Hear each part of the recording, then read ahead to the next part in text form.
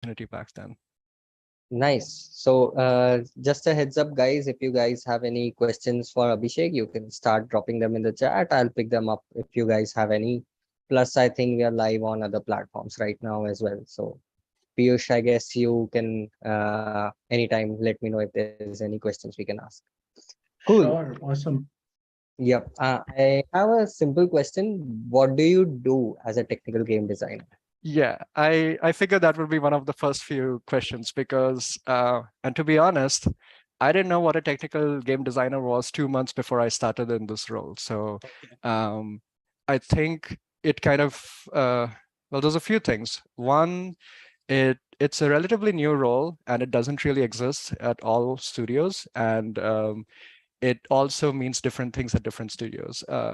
It's kind of a byproduct of working at AAA, where the teams are so huge that you have these sort of different specializations. So you have like an entire, like a bunch of people just doing level design, a bunch of people doing just, coding, programming, and even coding is divided into, like AI people are different, graphics rendering engineers are different. So people have like very, specialized roles. And uh, we have this concept in the industry called shared vocabulary, where like if an artist is talking about terms for like, oh, this is my pipeline and this is my workflow, like it's not always guaranteed that, a level designer might know exactly what those terms are, or say a programmer is talking about like, uh, I don't know, like the time optimization or something, then that's not always relevant for somebody who's setting up encounters in a level. So technical design is kind of like this interesting flex role. Like we are like kind of jack of all trades, where we can we know enough about the entire project, like the design sense, to know how things fit with each other. But we are also have a technical background that we can go into the C++ engine code, look at the things there, make some modifications. So I don't do as much active programming, but I have the skills and the ability to look at the engine and talk to both teams depending on what the need is. Cool. So it's, yeah. So do you interact with both teams on a regular basis, or is it more like 70% design, 30% code kind of a deal? I actually work with both, and that's not like those are the two that I work with all the time. In addition, I also get to work with um, animators and audio engineers and stuff. So I think in a weird way, it's the closest you can get to that sort of indie dev feel at a AAA studio where you're doing a little bit of everything. And Hmm. Mayank might know this, but in our grad school, we used to do a lot of this first semester was just prototyping. So like 2 weeks to make a game, Yep. and so you like do quick iteration, like no crazy, final polished graphics, just trying to what we call finding the fun. Hmm. So it's a lot of like tech design does that early on in a project where in the initial discussions when we're doing paper prototypes, they'll be like, oh, it would be cool if we could do something like this for the game. And tech design has like, okay, we'll be like, give me a few days or give me like a week and we'll come up with a prototype.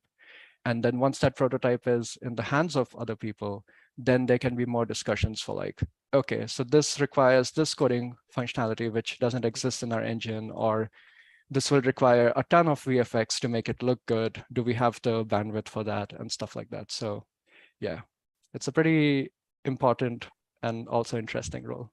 Yep. I think this is the first time I'm also meeting. Like I've met designers, I've met narrative designers, creative designers. First time meeting like a technical game designer.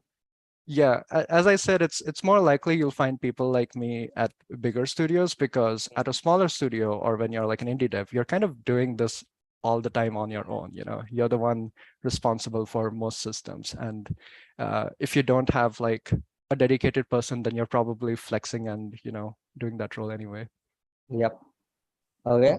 Uh, there's a question. Now that you look back, I think it's from Mayank only. Now that you look back, do you think the decision to move to US was correct, or would you do something different? I'm just going to rephrase that. If there's Yeah, a student in India right now, yeah. would you recommend coming to the US? Or two, do you think there are ample opportunities in the country itself right now? Yeah, it's a very interesting question and something that I've been thinking about as well leading up to this chat. Hmm. Um, I think it has changed. Uh, well, I'll say there are two main reasons why I think it has changed. One, with the amount of time it has passed since I moved over, as you said, there's like a lot of new opportunities. There are programs like this that are, you know, giving students or like new game devs a taste of what it actually means, to Hmm. be a game dev and all the effort that goes in.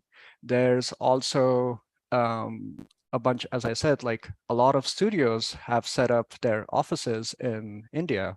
And it's not just no longer like, QA work for like, oh, make this small adjustment or like make this test. Like they're being given like actual uh, projects. So I think the landscape has changed drastically. So I would definitely like uh, if I was to apply today, I would consider, studios and programs in India because I think there's definitely more opportunities. And the other thing which I wanted to mention was COVID has definitely changed the landscape. Like it has changed it drastically. Um, Game dev was one of the few like it's weird because they're like so forward and progressive when it comes to like tech and other things. But in terms of like work culture, it was weird. Like we couldn't work from home. The only people who could, oh, I don't know, my camera is doing a weird thing. Yeah, it's fine. Um, so back then, like only programmers could work from home, and we couldn't even like, take long vacations or anything. And you had to be in the same city, in the same neighborhood to work at these big studios. And I think that was a big reason why people were like moving to the US or moving to California and trying to find a job there because, as much as they're like, we would like to consider everyone, it is so much easier to go to like a local college here in Los Angeles and pick up people from there for like, hey, do you want to do an internship? Um, and then like not have to worry about how they're going to travel, their visa issues, and all that stuff. So with this whole change of COVID and now that remote work is becoming relatively normal, or at least they're supporting hybrid workspaces, like it has become even less important for people to be in the same physical location. And as you might know, like there are even people at my studio and people in the US who are moving back to their home states because they don't have a strong motivation to be in the, expensive cities and stuff anymore. So it's like it's all over the place. The industry has kind of, blown up, and there's a lot more opportunities to work in the industry, just like still remaining at your physical location. Cool. So let's talk about like you said that at that time opportunities were not there. Hmm. So during your time at CMU, did you think you learned new skills? One, and second, Hmm. was the motivation more to land a job in the gaming industry, or was it to learn something new or pick up new skills along the way? So do you notice a distinction in your skill set before CMU versus after CMU? I think so, yes. It's it always gets a little tricky because, um, it, I think it's tough to like objectively say like, oh, these were all the things that I got from CMU and the program and the professors there, versus these were the things I got by, being in this completely new environment, working with all these like people from different countries, this sort of diverse, group of like talented people. And yeah, so it was like, I think anyone who has been to ETC and stuff, they will also tell you that like the program will get you so far, like it will give you like a sort of platform for like, oh, like we have a really strong network of alumni that you can reach out to and stuff. But at the end of the day, it's still on you to do that legwork and reach, like, make those connections, build that network, and work on your skills. So I think it was a bit of like, yes, the CMU gave me an opportunity to um, sort of learn more about. I definitely learned a lot about game design. Like our design professor was great. So like my programming, I don't think it grew like, it improved that much there, but game design and other aspects of game dev, more of the soft skills, they definitely improved a lot over there.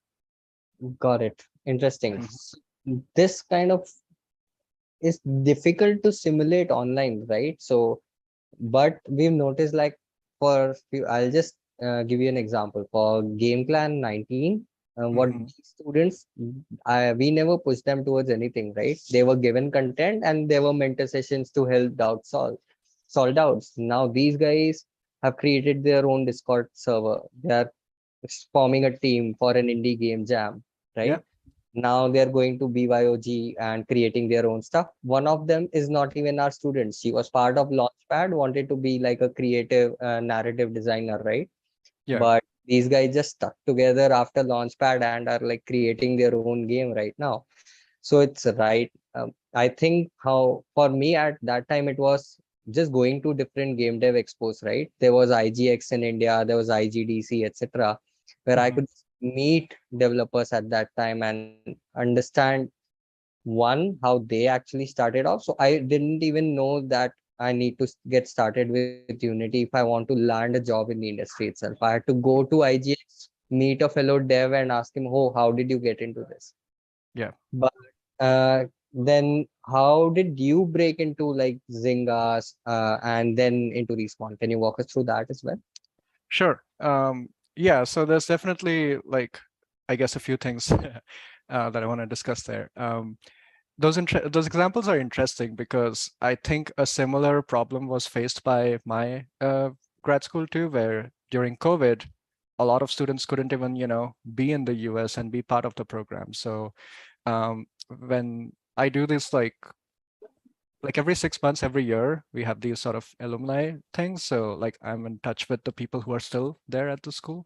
And they were talking about how hard it was, like, in this sort of all virtual setting, different time zones and stuff, just to like coordinate with people. And like there's not that much socializing.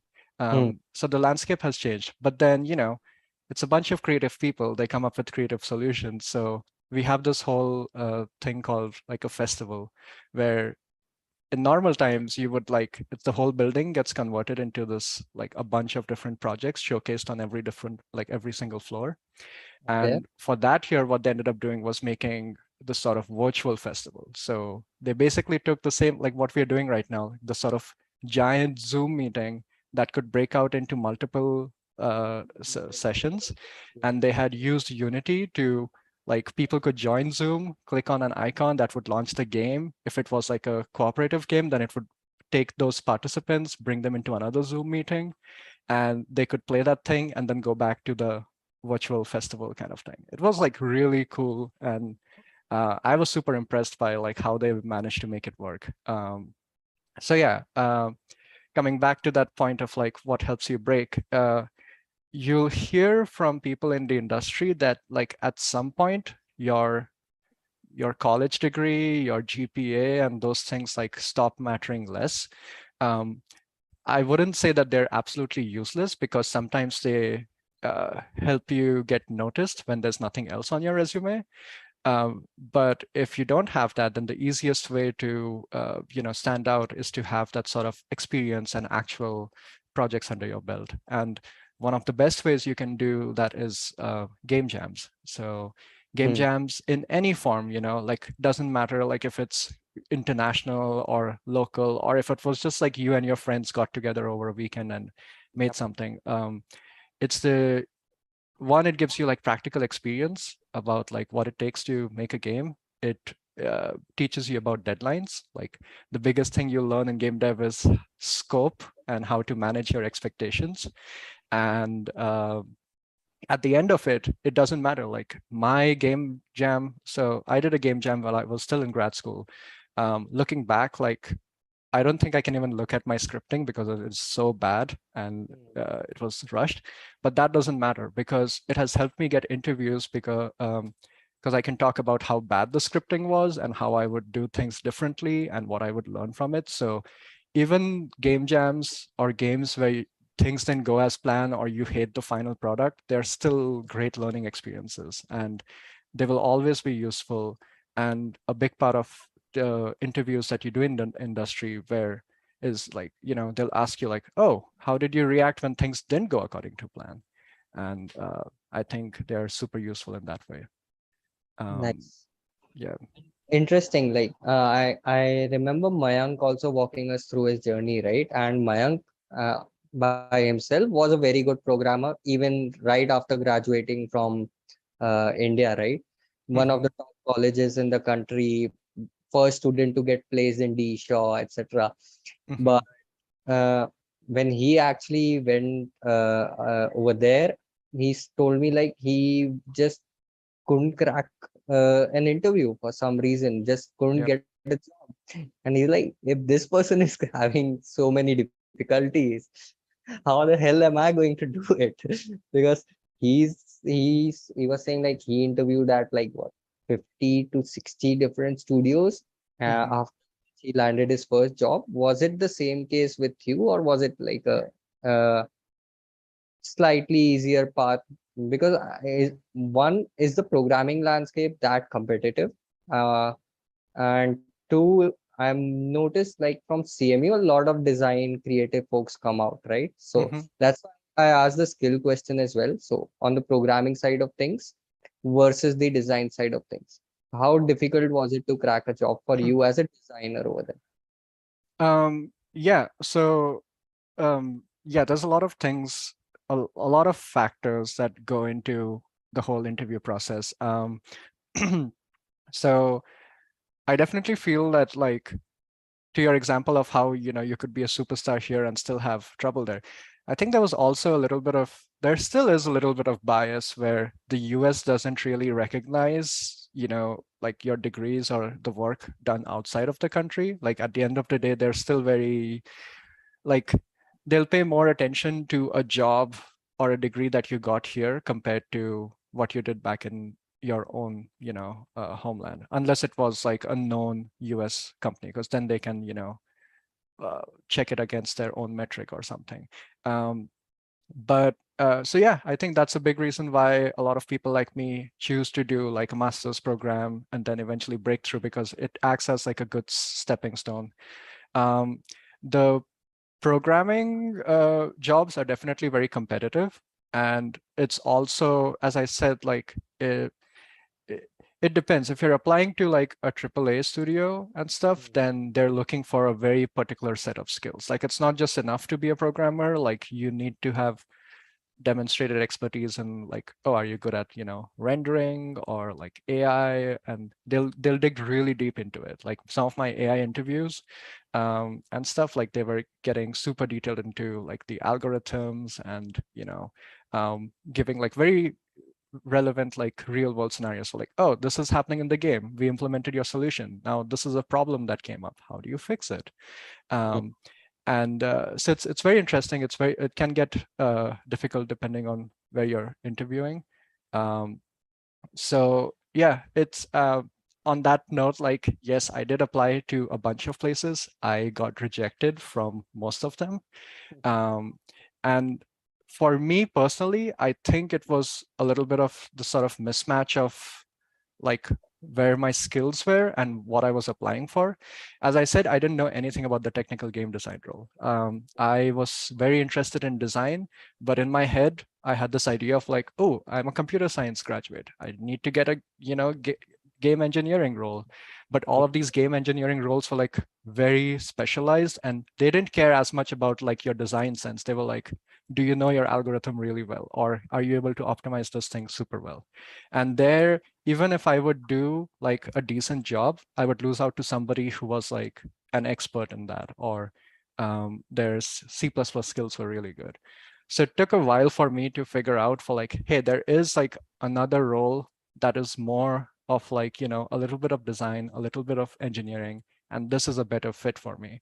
So sometimes it takes like, the reason why it's difficult is because you are not a good fit for the role, and it takes a little bit of shopping around, like this whole interviewing process at a bunch of places, before you figure out like, one, what is a good role for you, and two, like whether the company or like the project that you're going to work on, if that's a good fit for you as well. Okay, but normally people have this notion in their head, right? So I'll Mm-hmm. give my example, right? I like to Sure. play single player games. I'm a Mm-hmm. big single player guy. I don't play multiplayer games. I like to Yeah. finish a game because again, time constraints. I don't have Yeah. more than 20 hours to sink into a game. I play the Mm-hmm. game, I finish it, I move on to a different title. And I've been trying to get into how game design works for single player games, right? And after Mm-hmm. a certain point, I was like, I can't write stories for single player games. Plus, I don't have the creative aptitude to write these fail states. I did not know what a fail state is when I was Yeah. writing a story, Mm-hmm. etc. So at some point, it's more of a, oh, I'm good at math, I'm good Mm-hmm. at programming, so Mm-hmm. I can't get into this mindset that I'll only work on single player titles because Yep. this skill is required for all games that you want. So I was like, okay, I want to do gameplay, right? Mm-hmm. Focus on learn how 3D vector math works, then build on top of it slowly, and then focus out. So for you, how long was this duration? Because it took me like a good 1.5 years to realize that, okay, I'm not the kind of creative person I think I want to be. I'm Yeah. more of a technical kind of a guy. I think that one, I don't know, it's, I don't want to make a statement saying like, yes, it will take 1 year or it will take 2 years, because I don't think there's any sort of science or, Yep. formula to it. Um, I think I took about the same time, but that happened during my master's program.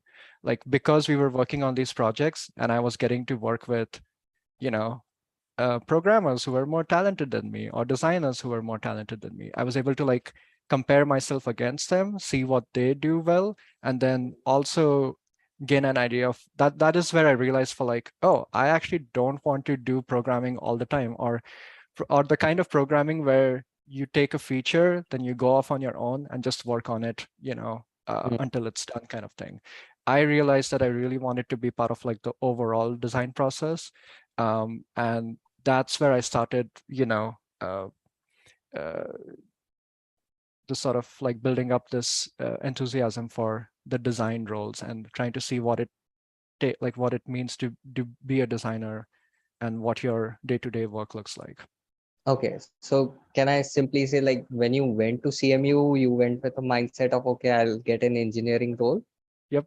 landed up somewhere else. Yeah, and I think that was a combination of not being able to crack like a sort of engineering role, Hmm. and also um, so like yeah, to readjust my expectations after that.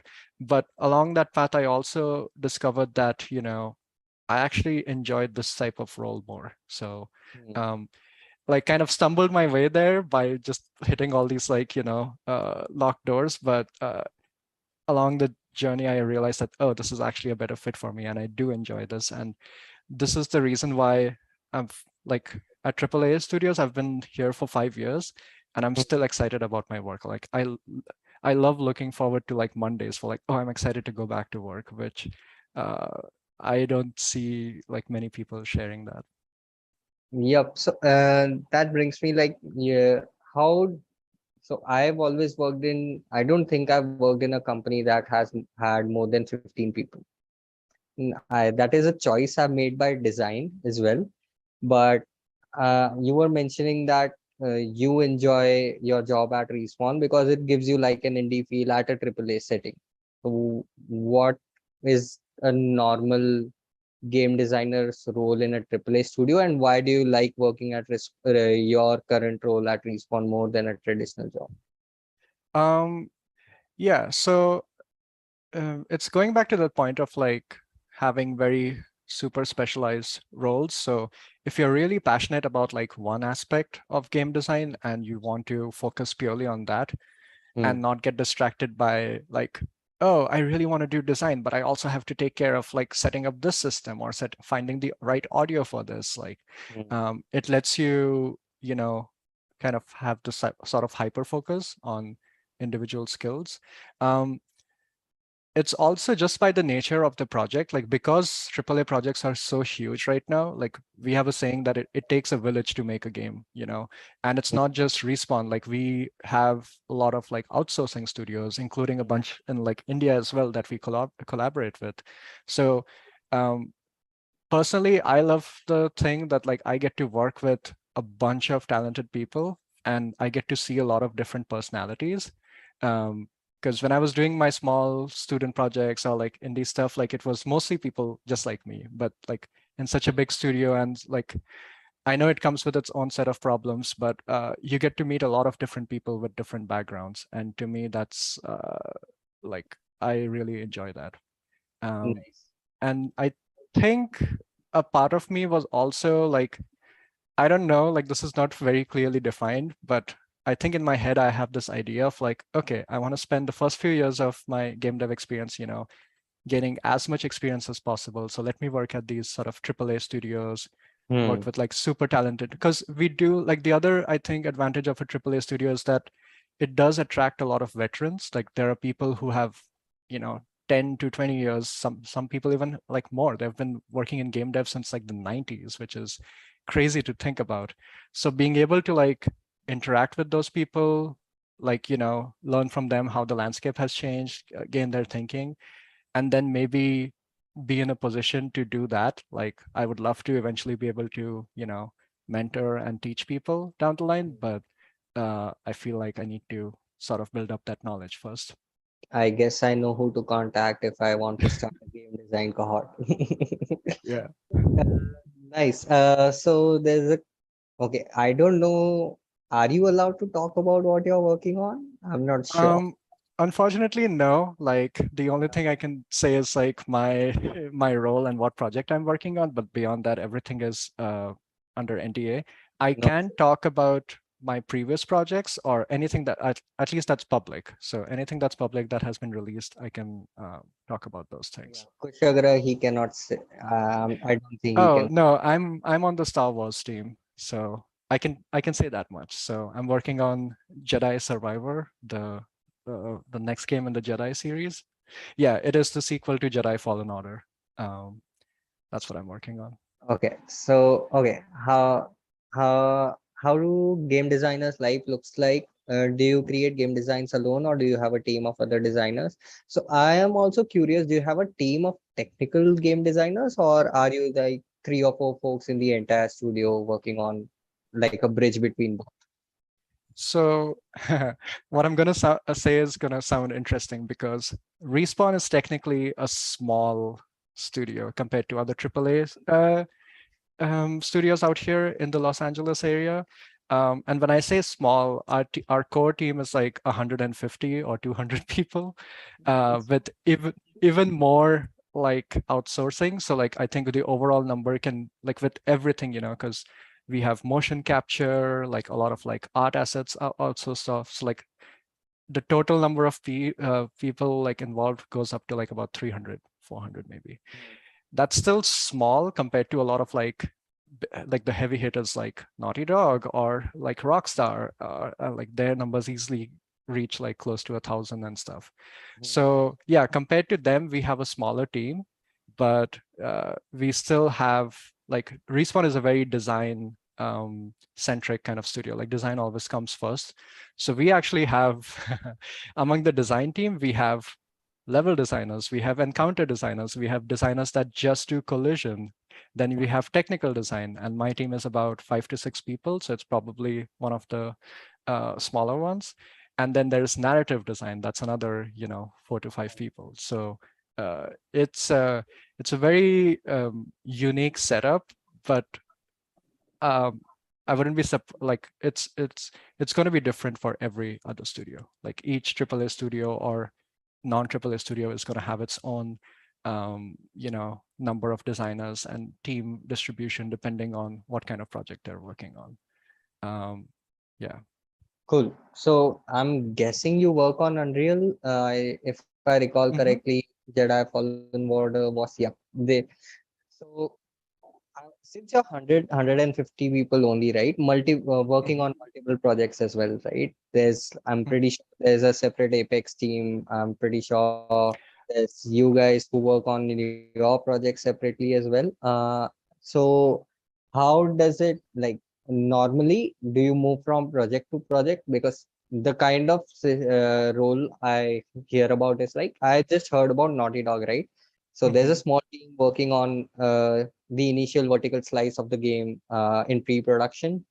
Then once, say, a previous title they were working on, the entire studio is working on that title, that gets shipped. The pre-production vertical slice is there in the meantime. Once you go in full production, the entire studio starts working on that game, right? Yeah. So what is your role in that particular scenario? Do you work on the Mhm. pre-prod team, or do you work on the full-blown production team as well? Yeah. No, that's a good question. And oh, before I proceed, I want to clarify the 150 count was just for my Star Wars team. Oh, okay. Respawn as a whole is much bigger. And so you have, yeah, you have a different team for Apex Legends, Mm. and like Star Wars is different. So yeah, uh, it's, but this is like, this is a good point to mention because I think when you come into AAA studios, then there's like an even further subcategory of like first, I don't know if you've heard the term first party studio versus third party or support Yeah, studios. yeah. So Respawn and the project that I'm on right now is like a first party studio. First Like part. this is our game, our IP, and like we are working primarily on it. So all the people hired were made like hired just for this particular project. So this is solely what we focus on. When I was at my previous job at High Moon Studios, that was we were more of a support studio. Yep. So like initially we partnered with Bungie on Destiny, and then we were working on all of the Call of Duty projects. So there it was common for like, okay, this year, you know, Infinity Ward is going to put out a game. So like you're going to work with them. And then once that game shipped, then we would move on to the next project and collaborate with that studio. So it depends on like studio to studio, as is the case with like most of my answers, I think. And then the other question which you asked was, at what point like do I work things? So yeah, you are right. And this is the whole, um, I know a lot of people get upset with the DLCs being announced for the main games, but that's like a big like the production cycle is a big reason for that, because there are teams like concept artists or level designers and stuff. They work a lot at the pre-production and early on in the project. That's where they do the heavy lifting. And then at a certain point in the project, the game, like those teams get locked out. Like they cannot make any further changes because it's too late. And now all we do from that point onwards is polish and have like art come in, cinematics, audio. Those teams tend to work closer towards the end of the project, where once everything is finalized, once we have decided, yes, this is what we want to go with and no more changes, that's when you come up with final animations, final audio and things, because those things are expensive and you don't want to spend years just trying to change them constantly. So tech design, again, I find it interesting because we are like a weirdo that works from start to finish. Like we never come off the project. We Mm. have a different role early on where it's more of like the crazy scientist kind of thing, where we are like prototyping, coming up with how feasible ideas are. Then sometimes we own features, so we own it throughout the course of the production. Sometimes we work on them up until like first pass and then hand it off to other designers. And then at the end of the project, we are responsible for helping out with all the bug fixes and optimization and stuff like that. So my role and my team basically works throughout the project. Nice. Interesting. Yeah. I also find this interesting. Like I wish I had a design brain, to be honest, but I simply don't. But It's I mean, I want to stop you there because as it's going to sound very cheesy, but as my design professor used to say, like everyone is a game designer. And it's one of those things, like being a designer isn't something that you're like born with or you aren't born with. It's a skill. Like most skills, it can be trained over time. um, and a lot of it, to honestly, just comes with experience. Like i I didn't have any faith in myself like 4 years 5 years ago when I was just getting started. But as soon as I went through, like shipped a few projects, got to experience that whole thing firsthand, then suddenly I learned so much and I had even more confidence in my own skills. So it's, yeah, given time, you can easily develop those skills. cool. So we normally are concerned with the tech side of things, right? So I can guide and mentor someone through the entire tech process and tell them how to land a job in XYZ company. Focus on math, focus on C++ if you want to go here, focus on XYZ if you want to go there. From a Mhm. design perspective, is there normally like a particular skill set that you can determine based on the kind of studio you want to work for? Uh, Sorry. because you just stumbled upon the technical game design role, right? For Yeah. I've met students who are like, I want to do narrative design, right? Hmm. From the beginning itself. And I'm like, there aren't enough jobs in the country right now in the narrative design space, unfortunately. Yeah. How do these guys, one, upskill themselves in a particular domain, Hmm. and two, doesn't matter if it's in India or abroad, right? It can be remote at the moment. So how do they apply and crack these companies if there's basically a company that's simply not there in India, they want to Yeah. crack it abroad, what is the kind of skill set they need to focus on? Yeah, no, that's a good question. I think each of those roles um, requires a slightly different Hmm. um, set of skill. So it can be simply general, right? So how do I find the right person who's there and can tell me what I need to work? Yeah, and this is a little tricky for me to answer because I haven't worked in India for like the last few years, so I cannot truly like tell you what the landscape is. But Hmm. here you have a lot of people connect online through, different social groups. Like game devs usually have like a meetup or something in the cities out here. There's a lot of like Discord servers you can join where people share ideas and Hmm. stuff. I think overall, the one for sure, like you should be interested in the type of game that you want to like apply for. Like it's as you said, like you're super into single player games. I was the same way too. So like all the projects I worked on, including Call of Duty, I worked on the campaign because that is what I'm interested in. That is what I wanted to develop my skills in. So I would have to do a lot of thinking before I applied to like a multiplayer game or like think, do I have the skills or even the design sense? Like I think when it comes to balancing or designing a multiplayer map or the systems for it, like I might not have the same experience as somebody who has devoted 5 years to it. So Hmm. yeah, there's definitely like be knowledgeable about the role that you're applying to, like um, or at least be willing to learn. Like, okay, you don't have any experience in narrative design, but have you played any games that are like narrative heavy? If your go-to examples for like they ask you like, oh, what's your favorite game?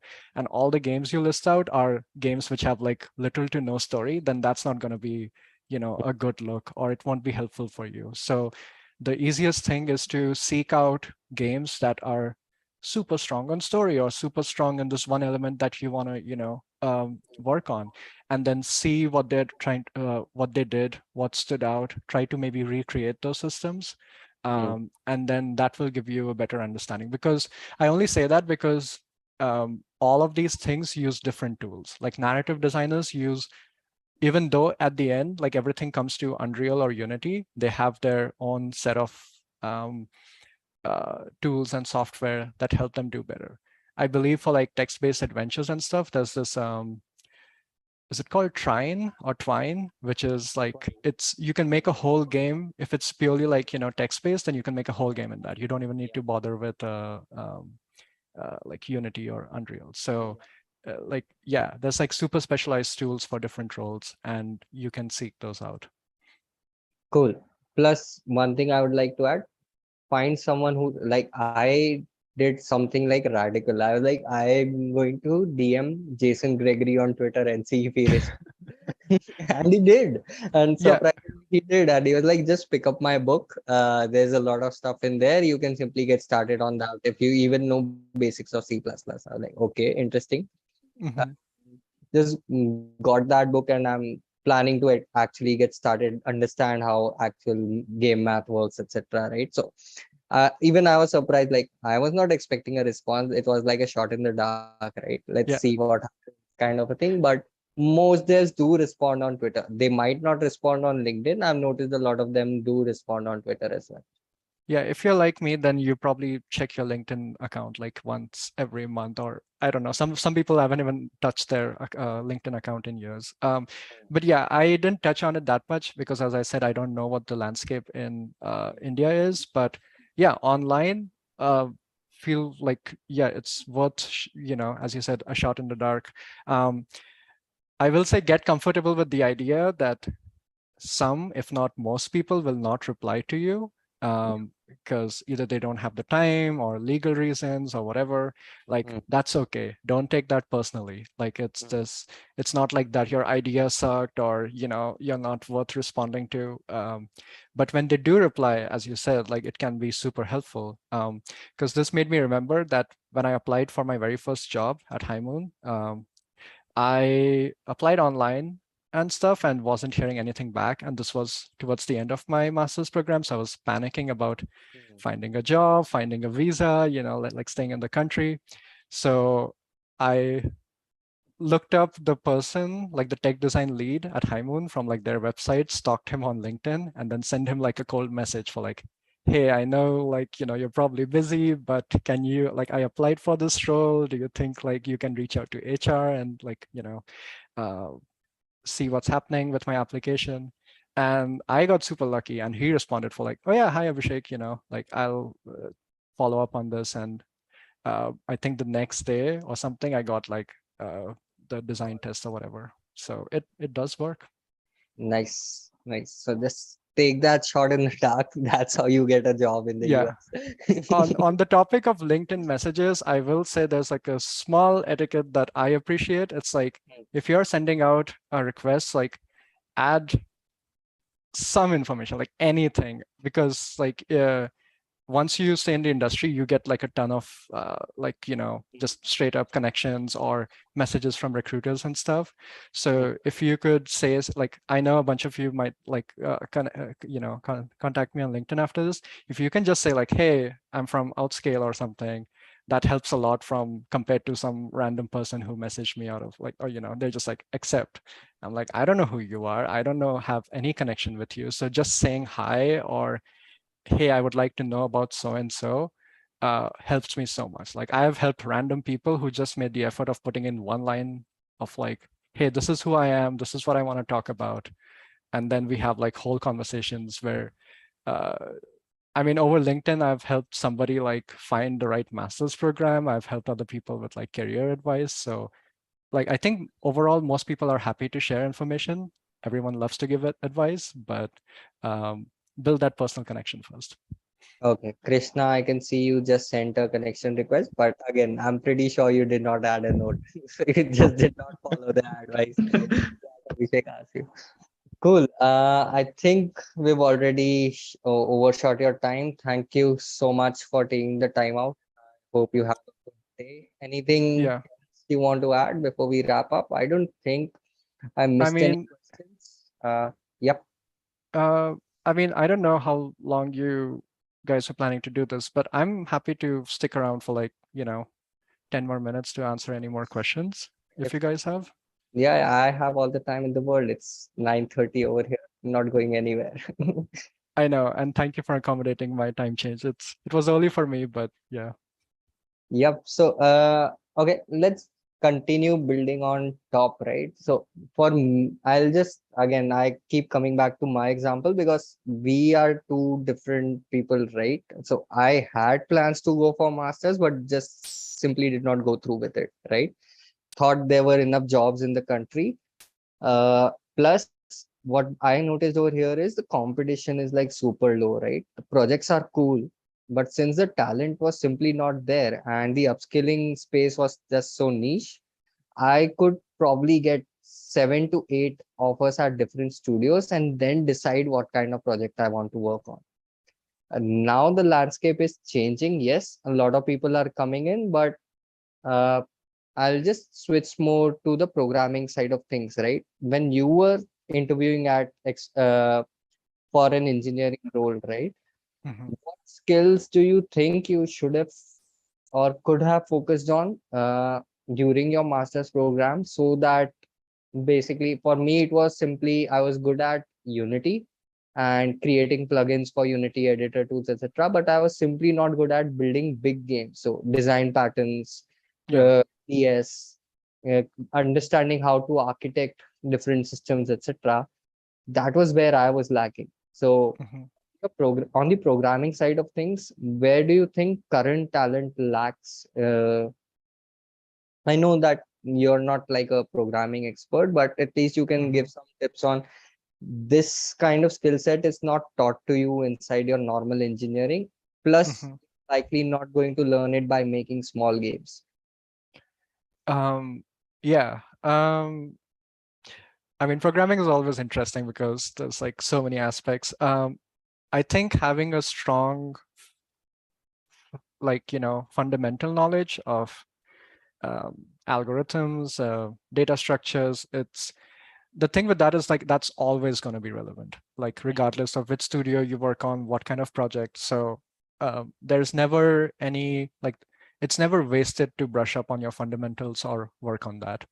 Um, Besides that, I think working on big studios, so a big problem that we face is we have this giant code base that has been around in some cases for like 10 to 15 years. So one of the biggest skills that we are looking for is how readable your code is. So Mhm, I think this thing comes up over time and only when other people get frustrated at your code, but learning how to write clean code, very readable code. mhm, Because when we learn algorithms and stuff, we learn all these like fancy ways to, make our code look smaller or like obsessed with like, oh, I can write this in like 2 lines instead of 10 mhm, lines or something. That might not always translate to readable code because when you're working on big teams, it's not just you who's working with that, it's like 10 other people. So at one glance, the code should mean the same thing to all 10 people looking at your code. mhm, And that's like a big it's a skill which is not like, it's not any coding specific, it's just like how you work with other people.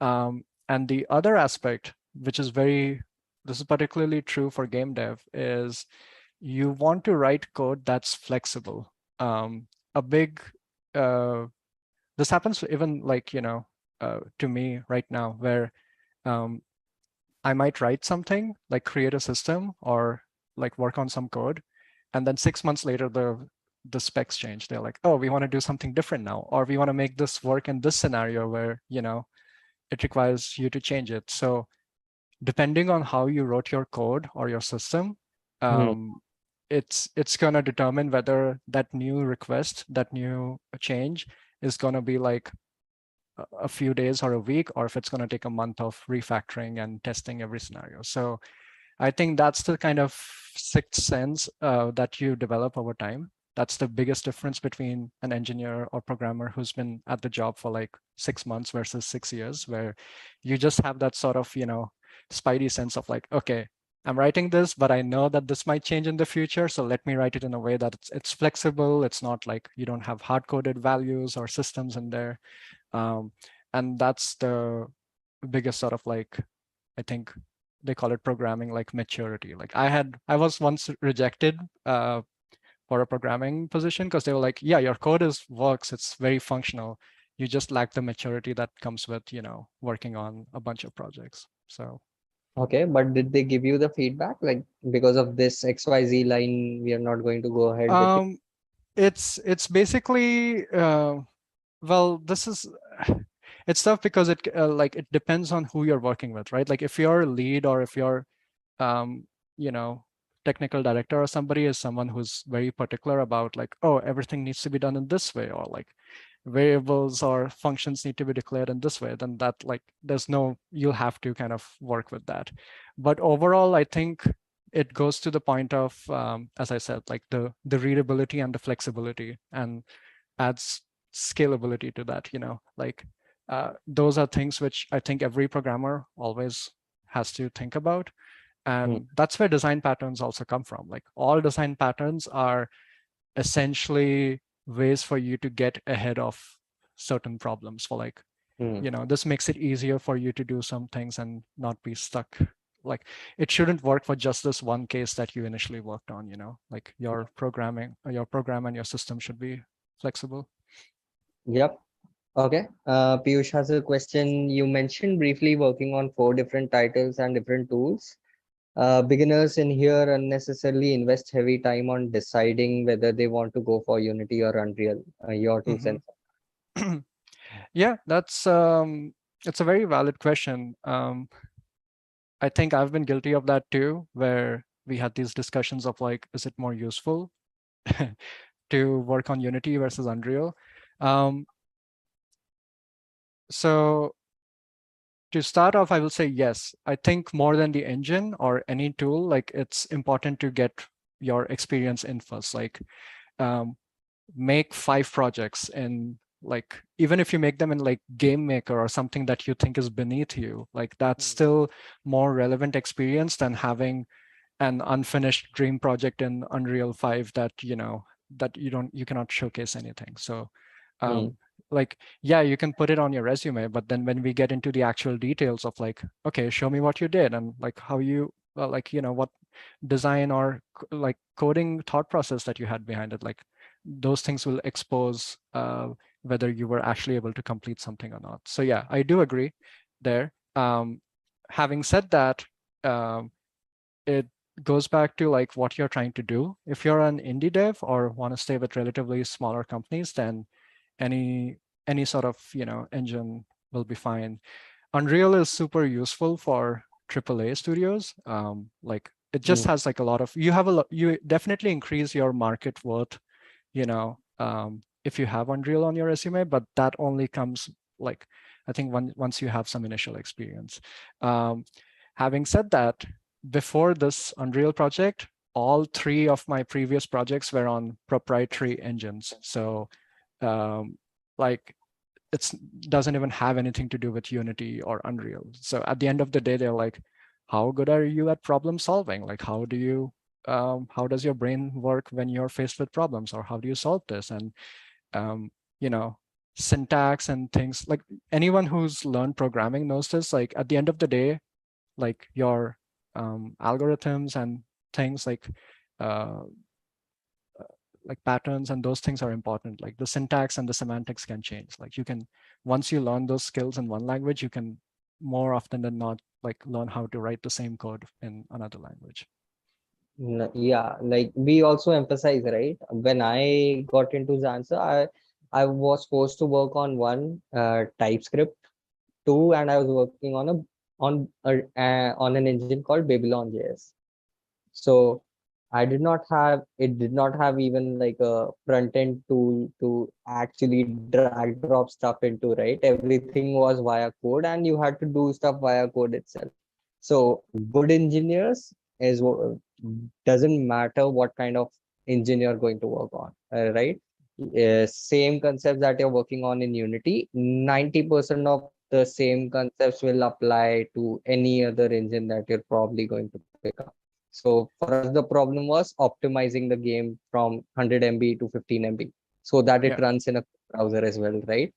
exactly. And that time, the problem statement was just shrink it down. I don't know how you're going to do it. Figure out what Hmm. corners you have to cut just to make sure that you give that kind of experience even on a Chrome browser as well. So again, good Yeah, engineers are engine agnostic. Yeah, I like this thing. Yep. exactly. Because like even with my scripting, my first project was text scripting. Then it was Mm, text scripting again, but that so first one was more like C sharp ish kind of thing. Next one was more like Lua, then a mix of Python, and now I'm in Blueprint, so it's all visual scripting. But like the kind of fundamentals and the core logic remains the same.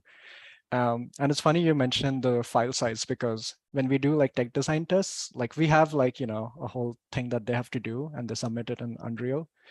mm, I actually look at the size of the submission. If somebody made like, oh, this is my tech design submission, which is literally like, one room and 5 mechanics that you had to implement or something, mm. and their file size is like 2 GB, I'm like, what did you do to add like 2 GB of data in your project? Like you have extra references or things and we even, and going back to the point of like, how readable is it? We look at how you know, organized your assets, like whether it's commented well, like how easy it is for me to go into it and understand what you tried to do.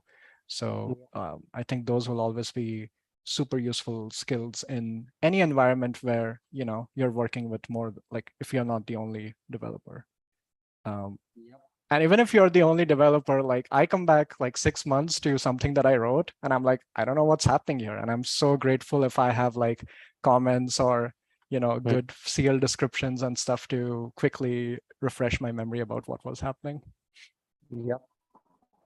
And simply like having naming of variables properly also goes a long way. So if Oh yeah. there's one I score mean, in your game, then another score comes in, you'll forget which variable was taking care of which score at that time. So it's just small, simple things that you can do at that time itself as well.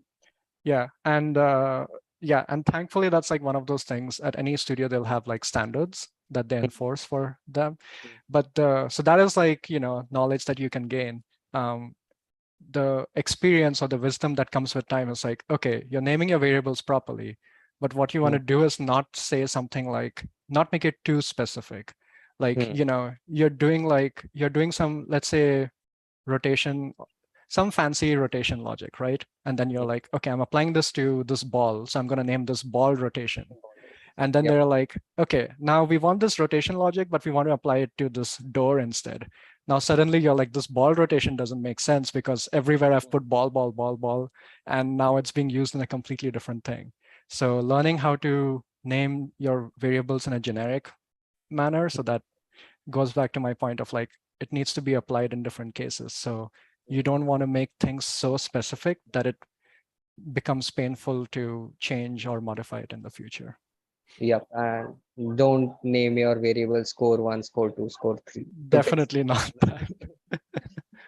Cool. Okay, there's a question from Kushagra. Should I go for masters in game design, human computer interaction, or something after my undergrad, or is it more viable to create more projects and work on some good internships before applying to big time studios? Okay, interesting.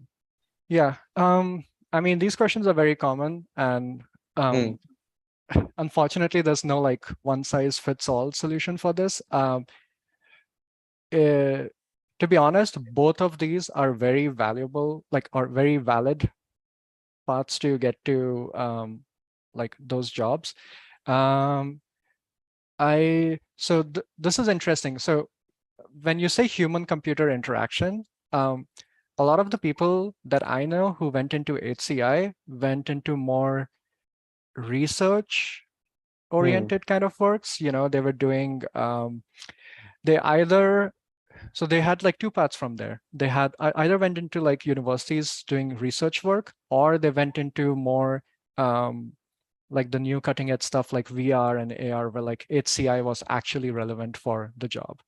I can Hmm. say that HCI is maybe not as relevant if you're working on like a PC console game that's like a traditional, you know, adventure game. So make sure that you know exactly what your degree does and like where the applications are or like what kind of jobs it leads to, because you don't want to be um, like, oh, I wanted to do this kind of job, but then the degree doesn't give you skills to help you with that. Um, yeah, XR stuff is definitely there. I think there might, so it's weird because I think even in, mm, I don't know how much in mobile games, maybe with like, uh, if they're using some sort of new uh, tech or something. Yeah. That's just one thing which I would pay attention to. If you're looking for more traditional, you know, PC console games, then a more game design kind of traditional role might be more useful. Um, Hmm. having said that, uh, we we have people from like all over. We have people who are like fresh out of high school who skipped college altogether because they decided to. This is an environment artist, so might not apply to you. But if Hmm. yeah, being if you think that you don't um, like you have the skills to just like pick up some software and like put out a project or so, that can be a very valid way to you know get that experience too. But for somebody like me, I think I work or learn better in a more structured setting, which is Hmm. why like the grad school and those things were or any sort of program would be more useful for me because I Yep. need a kind of routine. Same for me as well. Like during COVID, I was like, I know I want to what I want to learn, but I just need 2 hours every day, someone forcing me to sit down and learn, Yeah. right? c- Yeah, because I have plenty of side projects that I abandoned because after the first 2 weeks, Mm. one thing happened, I missed one day, and then it just kind of I lost Yeah. my way. Okay. Follow-up question. How different was the tech stack in these four different titles, and how big was the learning curve for you? Yeah, the tech stack was very different because they were based on different engines. Um, if you get into like in AAA, like everything is derived from either the Quake engine or um, like I forget what the other one was, but like all these like engines from like the early 90s, and then they've kind of built on them over time. So Bungie's engine was like a 15-year-old code base. Call of Duty was about 10 years or 12 years as well. And then they have their own sets of tools on top of that to help designers or artists and stuff. So that's like not even C++ anymore. That's just like they're made in C++, but it's very like visual or um, uh, a completely different kind of interface. And the learning curve, I think it was the hardest on my first project, more so because I lacked game design experience as well. So it was like, okay, I'm learning all of these tools, these custom proprietary tools, as well as I don't know anything about game design or what it means to, build and ship a AAA game. So I think it was like uh, like more challenging at that point. But I was fortunate enough to have like a very good mentor, and I had enough time to ramp up on my skills that over time, like each project, it gets much easier, where it's easy for me to transfer my design and technical skills, that it doesn't even matter what kind of engine or tools I'm Exactly. working with anymore. Like Yeah. it will take you like maybe 1 month to get familiar with, um, the new interface, and then yeah, after that it just becomes like it yeah, it's easy Second. for you to, yeah, second nature. Cool. Okay, I've joined in a few. Yeah, let me know when you want to close this off, right? Because Sure. these questions will not stop coming in. I know. Let's do like maybe two, maybe three more questions depending on how long they are. I've joined in a few game jams, but I'm still having issues with networking and gathering people who commit to the jam. Any advice on building the network and socializing? um hmm so so this might be tricky, like I One mean your advice pro I can give huh is come to Launchpad, find few people, I was and gonna get. say, like, I feel like this should be the point where you to talk about your programs, because I feel like a place like Outscale, like a place where naturally like you have people like who are interested in game devs is like the best place to start from. Mm, And uh, yeah, like any things, I'm sure there are like other things online. I'm pretty sure there are virtual only events too that you could join with people from around the world. I just don't know if I would recommend that unless you're comfortable with like different time zones and other mm, things. Like the internet is a great resource. You can probably find a lot of these sort of, there's probably like a game dev Discord server which, regularly hosts something.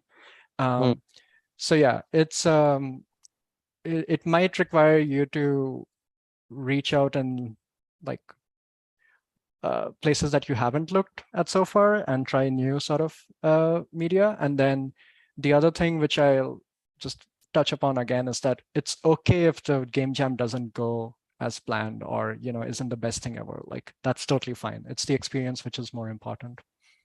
Okay. This one I don't really like the question, but okay, I'll take it up since it's coming up twice or thrice. Can Yeah, AAA game programmers earn as much as software engineers in fact?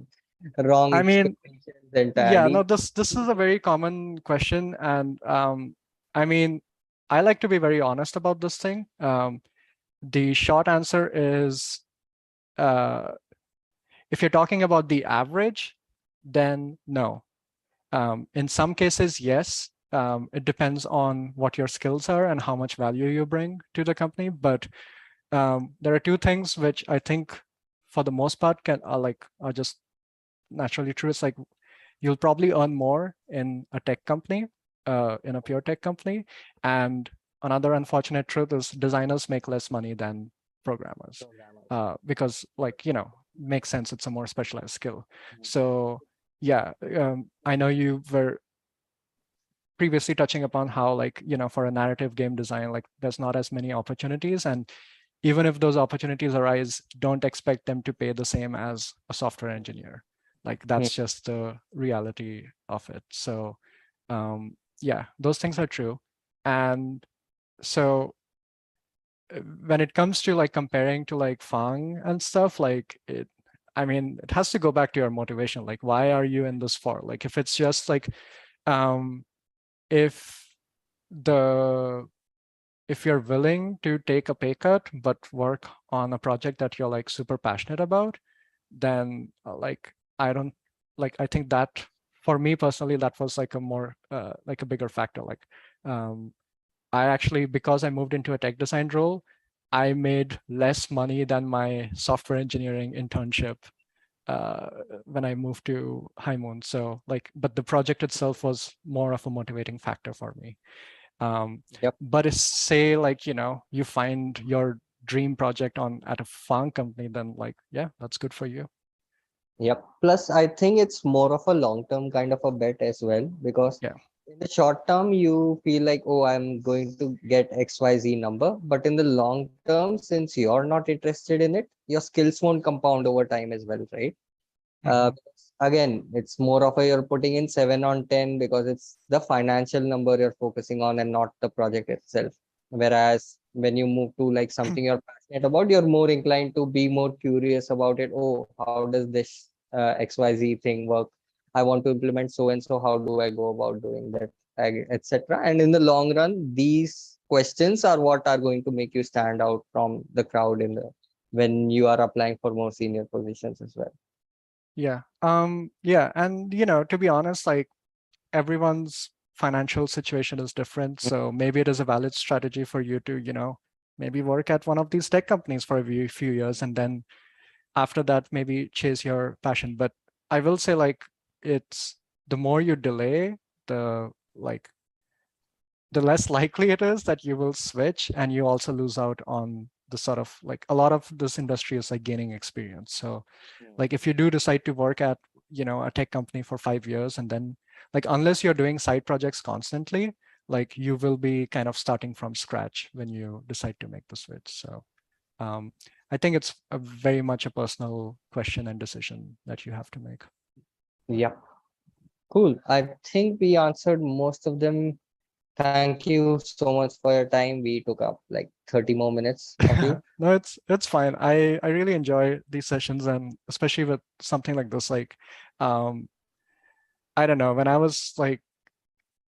wanted to get into the game industry, there weren't too many people that I could reach out to, and I would get excited if I saw, like, an Indian person's name in the credits of, like, a video game or something. So if there's any way that I can give back or inspire more people, then I'm happy to do that. So Cool. this was I'll really great. surely be in touch. We do have something coming up. I'll would love your 2 cents at least on that, and we can probably talk about it offline as well. Sure, Okay. sounds good. Anything else? Any other feedback for me? Because I just this was an ad hoc situation. I know My I'm it's unfortunate that, like, Mayank couldn't be here, but I think he was there in the chat, so he was probably with us. But no, you made it work really well, and was really happy to be here. And okay. yeah, we can follow up on stuff afterwards. Cool. Thank you. Thank you so much for your time. Guys, again, you can connect with Abhishek over on LinkedIn if you have good quality questions. Don't let me down. Don't ask him questions like how do you get a job in FANG, etc. Ask him real world questions that are actually valuable to like him. He's given us a lot of time already. I don't want to bug him with other stuff. Yeah. Piyush, And you say hi in your LinkedIn messages. yes, please. Cool. Piyush, you want to say something? Um, yeah, nothing much, but yeah, thank you so much, Abhishek. Thanks again for your time. It means a lot, giving back to the community. Not a lot of people think that way, but right now, you're actually in that position where people are, really looking up to be someone like you someday, where they get to work in big companies like you are doing right now. And yeah, thank you so much again for your time. Yeah, yeah. Thank you for saying that and for having me here. Yep, and Manis, we have Abhishek. We have this ritual where we end every event with the outro style. A lot of people have called it outscale yoga, and bunch of people have named it differently. But if you want to do it, I would request everyone to turn on their cameras first. So whosoever it's possible, if it's possible for you guys to turn on your cameras, we'll do this outscale outro very quickly and end the call here. Mm, Okay. yeah, most of them again the virtual kind of a thing. We So do you do it, Manas, or do we skip it? normally if people are there on video, I do it. Otherwise, I normally skip it. But if you want, Okay. we can do no issues. Okay, Oh, three of I can see one more person popping on the camera. Cool. So let's not wait more. Let's cap off the call and with this outro. So what I want you guys to do is, just raise your hands like this in front of your cameras first. Uh, Wait, let me. and firstly, like turn on your mic as well. So I think you do have permissions to turn on your mic. yep. So yeah, you can unmute yourself. So you can turn on your mic and just simply raise your hand like this. You all are programmers, so just wiggle your fingers like you are typing very very fast. And on a count of three, what you're gonna say is go team. So it's GOTEAM, go team. Uh, okay, cool. Um, so yeah, that's it. So now we'll do it. Three, two, one. Go Go Go team. team. team. Nice, nice. Oh, Tanya, Tanya. that wasn't counted since I you don't didn't turn on have your a camera. camera right now. Yeah, that's I need to get a camera now. okay. I'll not take that excuse next time. Excuse. But yeah, Yeah, Tanya cool, just Abhishek. Thanks again. Thanks for your time. Thank you, All right. everyone. Thanks and Thank you. Bye thank bye. you for joining in. And next is we have another session on Wednesday where Param from GSN is joining, and he's again a game designer, creative designer, creative head at GSN for Bingo Bash. He has been in the industry for like 13 years, straight 13 years, built games for millions of people. And you'll get there, you'll get to understand like how you design games differently when it's for different kind of audiences, and your target audience varies, right? So you'll get to understand more about game design in the next session. It's happening on Wednesday, so if you go onto our Discord server, you'll be able to set reminder and sign up for that. So yeah, I guess that's it. But for specifically for Launchpad people, we have another session on Monday, I guess. Yes, Manas? nope. I think that's about it. I think I want to touch base on code reviews in the next session as well. So Hmm. I'll see you guys there. Cool. Cool, guys. Thank you so much. Bye bye. Have a great week.